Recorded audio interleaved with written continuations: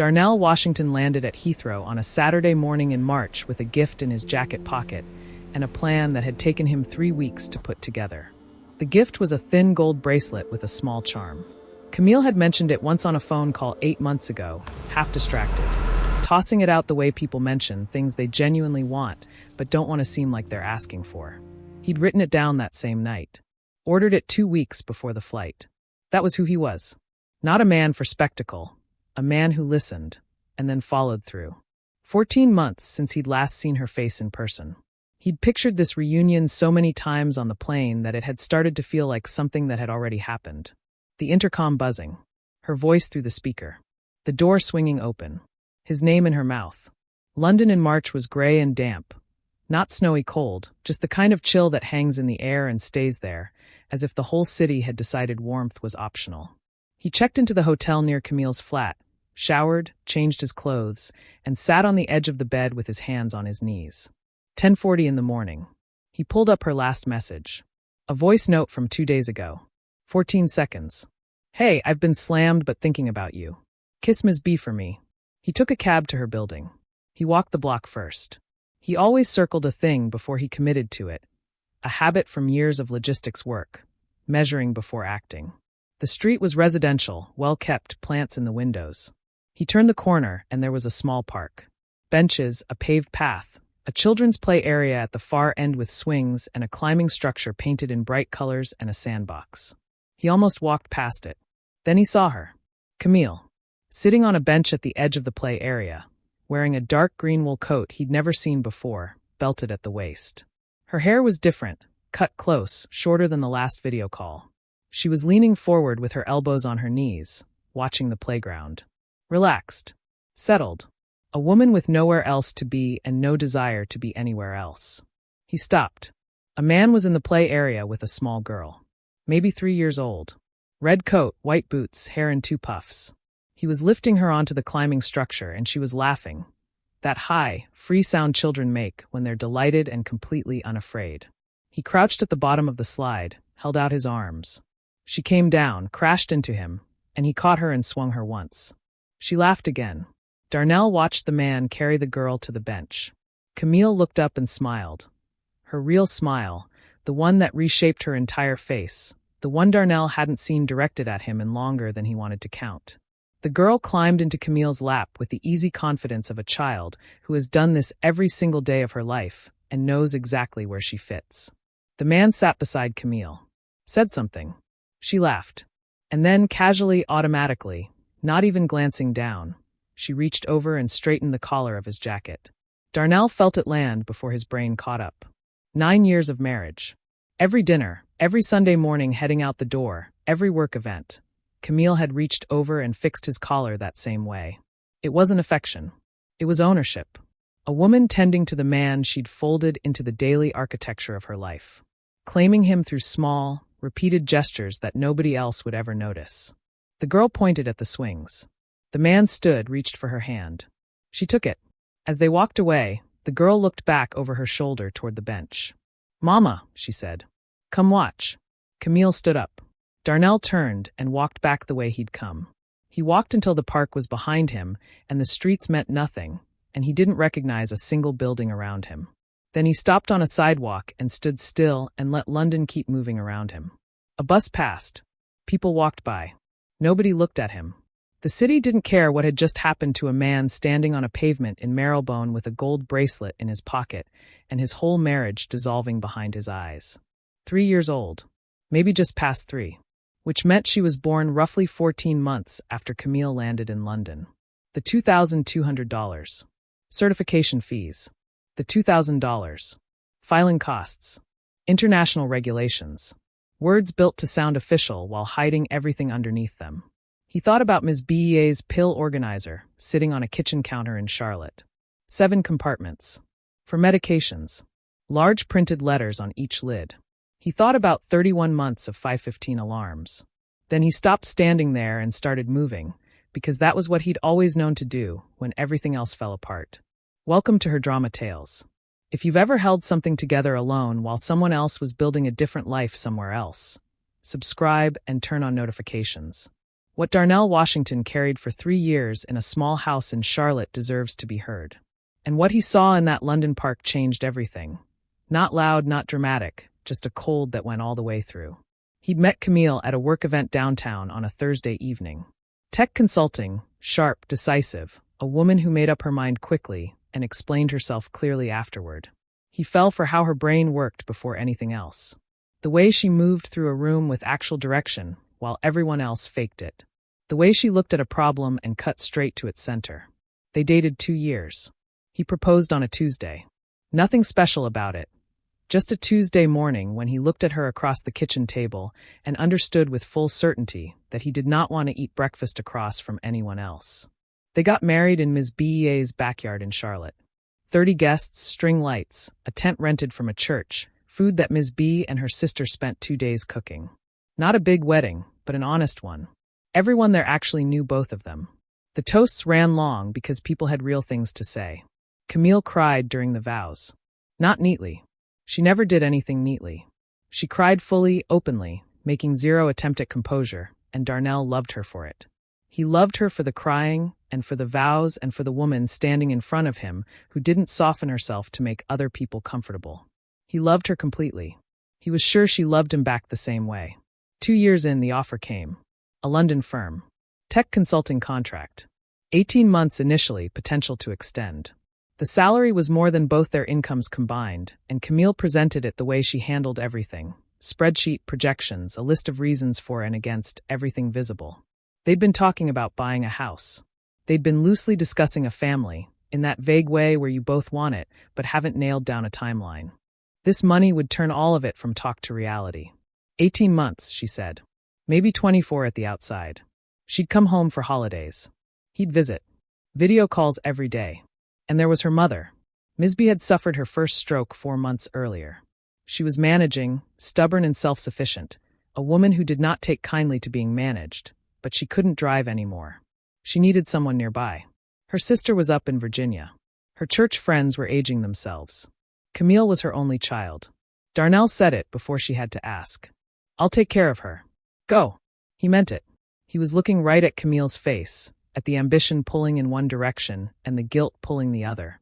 And he said it because he loved her and because 18 months sounded like something with a boundary. A thing you could wait through. He was 33 years old and did not yet understand what becoming someone's sole caregiver actually costs a person. He found out soon enough. The alarm was set for 5:15 every morning. Same sequence every day. Up before Ms. B woke. Around the hallway corner where the baseboard jutted out. Past the bathroom door that swung too wide if you weren't careful with it. Into the kitchen. Coffee on. Standing at the counter in the gray pre-dawn light, looking out at a backyard that always needed something. Raking, trimming, a fence post that leaned a little more every month.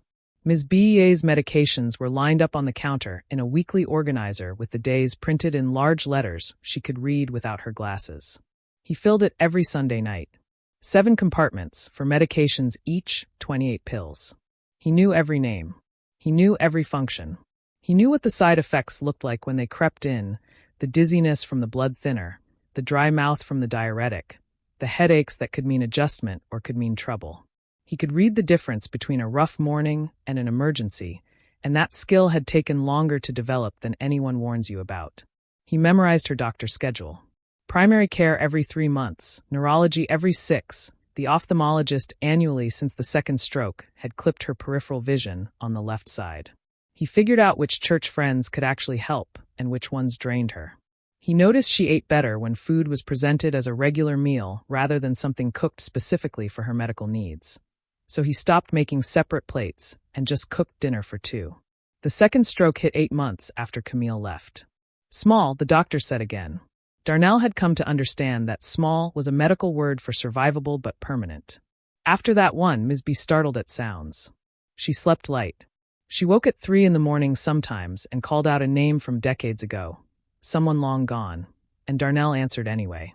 Every morning, he knocked twice on her door and brought her coffee. She was usually awake by the time he got there. She sat up slowly, with a dignity that refused to be rushed by age or illness or anyone's schedule. Then she looked at him with those warm, steady eyes, the same ones that had looked at him the same way since the first time Camille brought him home 12 years ago. "Morning, baby." "Morning, Ms. B. How'd you sleep?" "Well enough." That answer covered everything from fine to terrible to the gray space between. Same flat tone regardless. But her hands told the real story. Still hands meant she meant it. Hands moving, adjusting a blanket, smoothing a hem, fidgeting with anything within reach, meant something else. He'd learned to watch the hands and ignore the words. Her hands moved most mornings. He noticed. He never pushed. She would tell him what she needed to, or she wouldn't, and either way he'd check her blood pressure after breakfast and monitor her face through the morning and know what he needed to know. She missed Camille in a way she never spoke about directly. She'd ask, "You talked to her today?" Careful, neutral, the question dressed up as small talk. He'd say yes, she's doing well, project's going great, she sends her love. Ms. B would nod and pick up her book. That's good. But the voice she used was never quite the one that meant it. Her fall came in October, more than 2 years in. A stumble in the kitchen, hip bruised, not broken, and the doctor recommended a walker. Ms. B resisted for 3 solid weeks before accepting it on her own terms. No complaints. No ceremony. Just a woman deciding to make peace with the thing. Darnell bought the walker, installed grab bars in the bathroom, and pulled up the hallway rug she'd caught her foot on. He started setting his alarm 20 minutes earlier, so the mornings could be slow and nobody felt rushed. His mother came down from Richmond that November. Stood in the kitchen doorway watching him run through the routine. Coffee, medications, breakfast, blood pressure check.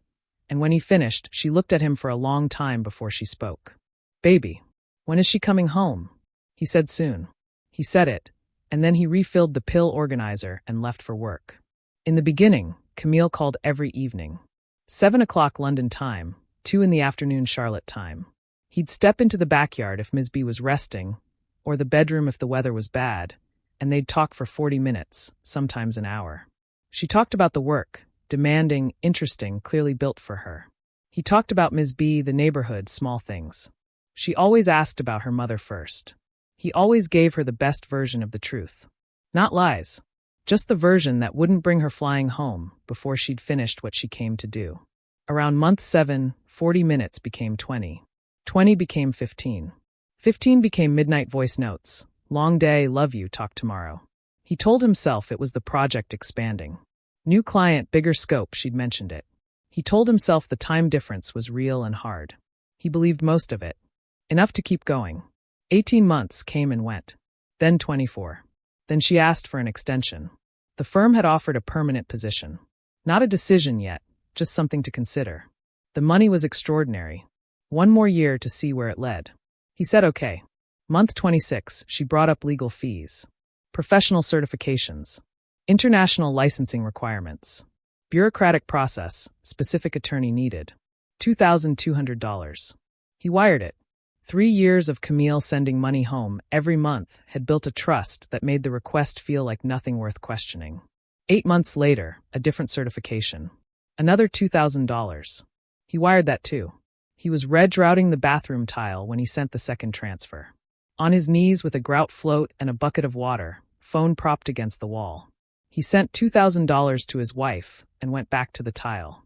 Did not think about it again for months. The year he turned 35, calls dropped to twice a week. Time difference. Critical project phase. Exhaustion. He understood. He was exhausted too, but saying that would have meant saying other things alongside it, and he wasn't ready for that door to open. He celebrated his birthday with Ms. B and 2 of her church friends who came for dinner. He made the jerk chicken. Ms. B insisted on her sweet potato pie from scratch, standing at the counter for 40 minutes on legs that ached, refusing to sit down until it was in the oven. He walked in, saw her there, started to say something. She gave him a look that ended the sentence before it formed. "It's your birthday," she said. "Let me do this." He set the table and let her do it. Camille called at 10 that night. "Happy birthday, baby. How was your day?" "Good," he said. Ms. B made the pie. "That's so sweet," Camille said. "I miss you." "I miss you too." "I'll try to come for Christmas," she said. By then he'd stopped anchoring himself to any specific date she named. She didn't come for Christmas. Work emergency. Client crisis. She was so sorry. Gifts arrived, ordered online, shipped direct, wrapped by someone he'd never met. He placed them under Ms. B's tree and said they were from Camille. Ms. B said that's nice and touched the wrapping paper once with her fingertips and went back to her book. He drove to his mother's in Richmond for 2 days. Came back and found Misby had rearranged his kitchen cabinets. The glasses were too high, she explained. My arm was getting tired reaching up there. He looked at the cabinets. Looked at her. Thank you, Ms. B. She patted his arm. They had supper. He washed the dishes. Their life together was small and steady and real. Built on a kind of love that never declared itself. Love that lived in grab bars and refilled prescriptions and pies baked on hurting legs because it was somebody's birthday, and that's what you do. On the good days, he felt solid ground beneath him and didn't think twice about it. On the bad days, he got up at 5:15 and made the coffee, and that became enough because it had to be. The trip idea came on a March evening when Curtis was telling him about flying to Atlanta to surprise his wife on a work trip. Her face when she opened the hotel room door, Curtis said. Worth every dollar of that last-minute ticket.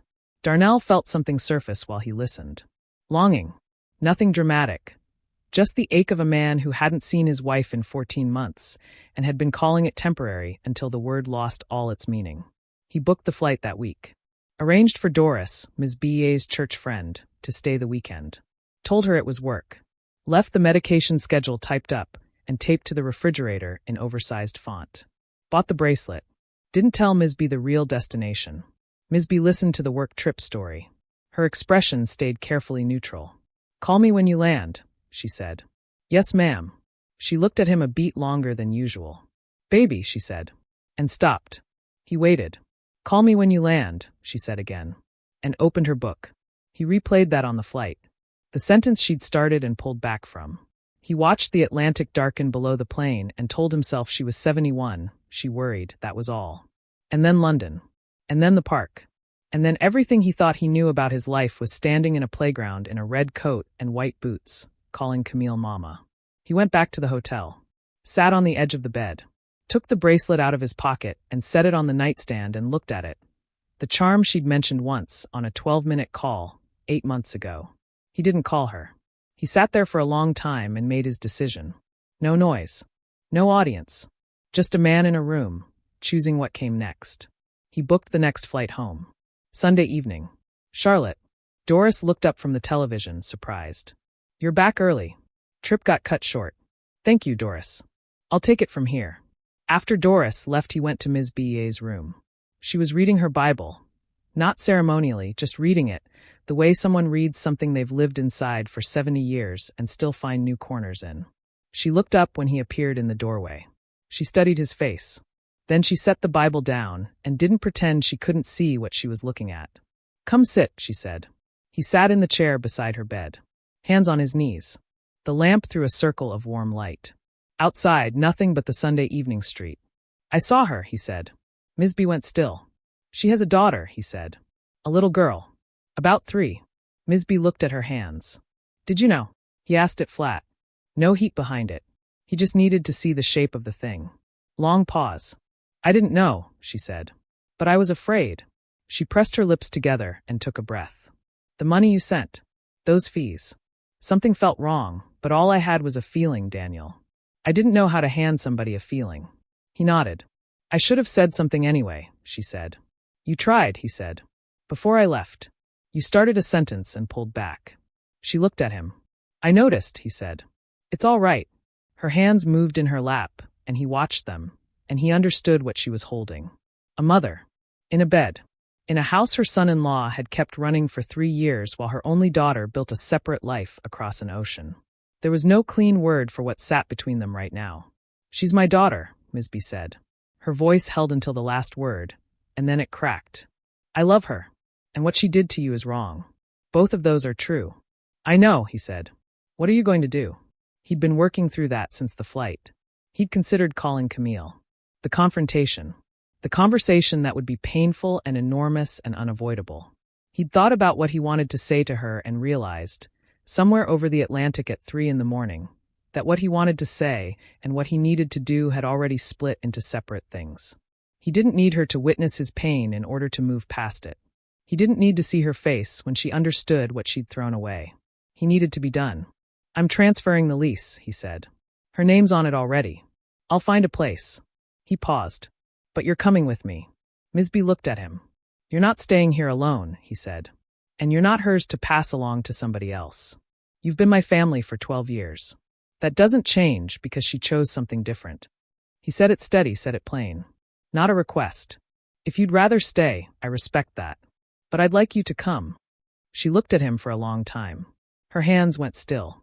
Okay, she said. He went to the kitchen, sat at the counter with his notepad, and listed what needed doing in order. New apartment, 2 bedrooms, ground floor, close to her doctor. Lease transfer. His name off the joint account. Attorney. Curtis had mentioned a woman who was efficient and didn't add complications to things that were already complicated enough. Then he tore a sheet from the pad and wrote 4 sentences. He slid the sheet into an envelope with Camille's name on the front and placed it on the kitchen counter next to the pill organizer. Inside, alongside the note, were signed divorce papers. He'd requested them 6 weeks earlier, when the weekly calls had stretched to every 10 days and something inside him had finally given the thing its real name. The 4 sentences. I flew to London to surprise you. I saw the park. I saw the 3 of you. I wired $4,200 for your legal fees. I hope the wedding was beautiful. I took care of your mother for 3 years. She is coming with me. You're welcome. He sealed the envelope, checked Ms. Bea's medications for the morning, turned off the kitchen light. The apartment he found was on the ground floor of a brick building 14 minutes from Ms. Bea's primary care doctor and 8 from her pharmacy. 2 bedrooms. A kitchen with a wide window that caught morning sun. Level floors, no steps at the entrance, no rugs to trip on, no bathroom door swinging into anything. He toured it on a Tuesday, signed the lease Wednesday. Ms. B walked through it for the first time with her walker and her reading glasses and an evaluating silence that involved touching the walls and opening every cabinet door. She stood at the kitchen window for a while, looking out at a small shared courtyard where someone had planted tomatoes along the fence in mismatched pots. Needs curtains, she said. I know. And that cabinet above the stove is too high. I'll move everything to the lower ones. She looked at him. He looked at her. Something passed between them that wasn't gratitude and wasn't sadness, something closer to recognition. 2 people who understood what they'd been through and had decided, together, to be through it somewhere new. He set up her room first. Bed against the wall she preferred, nightstand with a lamp that didn't buzz. Her Bible on the nightstand, reading glasses beside it. Pill organizer on the kitchen counter in the same position as before. Same system, same Sunday night routine, same large printed letters on each lid. Grab bars in the bathroom. He measured twice and drilled them in level. Curtis called that first week. Heard the whole story, not in a single dump, but in pieces across 2 phone calls, because Darnell wasn't a man who unloaded everything at once. You good? Curtis asked at the end. Darnell looked around the apartment. Ms. Bea's slippers by the hall. Her teacup drying on the rack. Something warming on the stove that she'd started despite him telling her he was cooking tonight. Getting there, he said. Camille called 11 days after the envelope. He let it ring. She called again. He let it ring again. 3rd time, he picked up, because practical things needed handling, and he wasn't a man who dodged necessary conversations. She was crying. She said his name 3 times. She said she could explain. She said it wasn't what he thought. He let her finish. Then he said, the papers are signed. My attorney will reach out about the rest. Darnell, please. Your mother is safe. She's with me. When you're ready to call her, that's between you and her. He paused. But you and I are done. He hung up, stood in the kitchen of his new apartment and breathed. Then he opened the cabinet, took out 2 mugs and started the coffee, because it was 5:40 in the morning and the day was coming whether he was ready or not. Ms. B appeared in the doorway. Slippers. Walker. Moving at the slow, deliberate pace of a woman who had long ago decided the world could wait for her. Morning, baby, she said. Morning, Ms. B. She came to the counter and took her coffee with both hands and stood there holding it, looking through the window at the courtyard. The tomato plants were still green, not fruiting yet. Someone had tied them to small wooden stakes with kitchen string. Those tomatoes need more sun, she said. It's March. I'm talking about later. When it warms up, that fence corner won't get enough light. Whoever planted them put them too close together. He looked at the tomatoes. She was probably right. She was usually right about growing things. I'll say something to the neighbor. Don't just say something. Help them move the pots. Yes, ma'am. She took a sip. He took a sip. The apartment was new and the boxes weren't all unpacked, and the walls were still bare, and the curtains she'd asked for hadn't come in yet. But the coffee was the same. The pill organizer was in its place. Ms. B was next to him in her slippers, already forming strong opinions about a stranger's garden. He was 36 years old. He had a new lease and a notepad with a list and a woman beside him who needed her medication at 7 and her eggs scrambled and her glasses within arm's reach. He had 3 years of 5:15 mornings behind him that nobody witnessed and nobody applauded and nobody would ever fully understand. Those mornings had taught him something that can't be learned any faster than it takes to live it. That love practiced daily, in the hours nobody is watching, is not a lesser form of love. Ms. B set her mug down. You going to stand there all morning? Just thinking. Think and scramble. I'm hungry. He turned to the stove. Cracked 2 eggs into the pan. The oil hissed.